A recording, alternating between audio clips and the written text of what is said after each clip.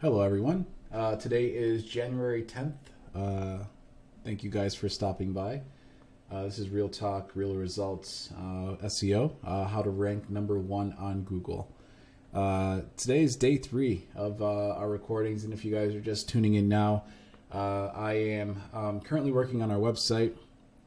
And yesterday I made a couple modifications to how things are being placed in Search Console. So I haven't released a video on how to get signed up, but Search Console is very easy to get started and integrated into your website. So if you haven't, highly recommend getting it. It really gives you a good pulse and health of how your domain is being indexed by Google. So what has happened in the past couple days? Changing a few of our strategies towards including a lot of keywords that are unrelated to our hyper-focused local keywords. And recently I've changed the URL mapping for our domain property. So we were ranking for a large number of keywords in a local area, Albany, New York, where our business is registered, trying to expand that. So we've recently launched a couple new pages on our website. We're up to 165 new pages. There's a couple strategies and tactics that we're utilizing right now to garner traffic, but wanted to kind of speak towards indexing today, and it's a very important topic to chat about, especially when you're looking at the healthier domain and indexability. There are pages that are known to Google, and then there are pages that are unsubmitted pages and things that are living in your sitemap that might be crawled and may not be indexing correctly. So what you can do in this field is kind of monitor, the ones that are 404s. 404s are, URLs that are not working when the crawl begins. Or you could also discover issues when you're looking at the crawlability of the specific URL on your domain. So since this is a new crawl, so if you look at my metrics here in indexing, I have literally 1 day of information now. Our index coverage is pretty good, 165 exact pages. That's correct. There is some in here that we'll have to exclude. What you can do is use the sitemap to kind of direct the bot to exclude certain items. The ones that are 404s, what we'll have to do is go through and submit these as no index. So the Googlebot doesn't see all these 404s, and also if these are placed on Google right now, we don't want individuals coming to these pages and getting the 404 page. So from a technical standpoint, I'm very happy to share that we are crawled. We're being crawled successfully, and right now it's getting into the nitty gritty of some of these technical issues. So what we'd want to do is to make sure that we don't have as many pages with redirects. I'm probably going to just strike some of these redirects just because we migrated from using a standalone without the www. There's been a lot of changes. We're still framing out our website. There's a lot of broken pieces. URLs changed, our navs changed. There's a lot of changes happening, so have to modify that. And then after, for you, I guess today, if you're following along, I would say go and check your 404s today and see if there are any issues. And then for the validate fix, this button has a time delay of I think about a week, where Googlebot will actually come back to the site and kind of check to see if you've fixed the issue. Don't just smash this button if you haven't fixed your 404 issues. So that's what I'll be working on today and over the next couple of days, is to try to figure out if there are any other URLs that I could point these 404s to. If I can't point this to any content that exists on my page or website, then I would want to have Google stop indexing. Here's a great example. This is a rewrite that's happening. We have HTTP as /domain URL. with a full URL, and then after that we're getting the CNAME record, which is the www after that. And this is because of the change that we've just made with our domain. So would like to see this kind of fall off, and I'm going to test a few of these pages. But for you and your website, definitely just check on the 404s today. That's what I'll be doing.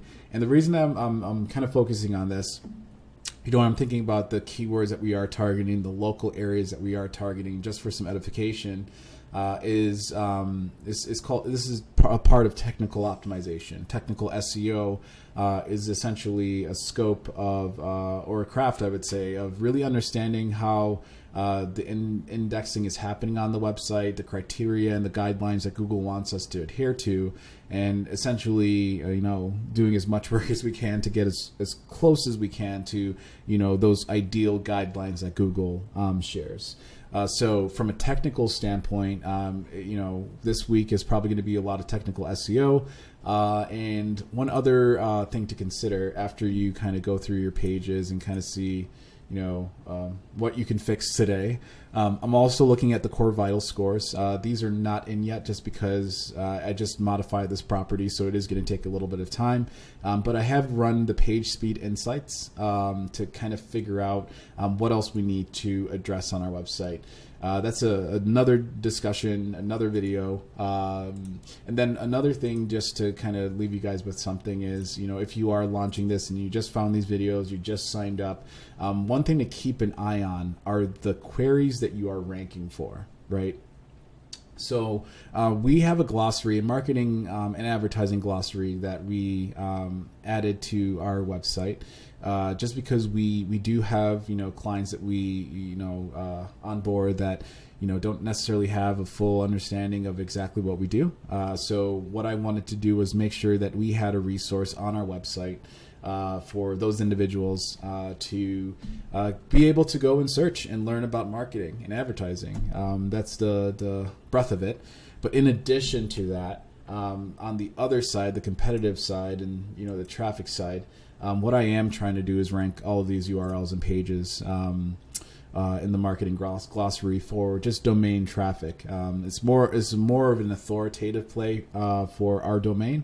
Google is coming to our site, for instance, and seeing the correlation of web design solutions, and then underneath that we have a marketing glossary that explains certain components and variables or terms that are related to website design. So it's great to see those sign up. Those URLs show up at this point.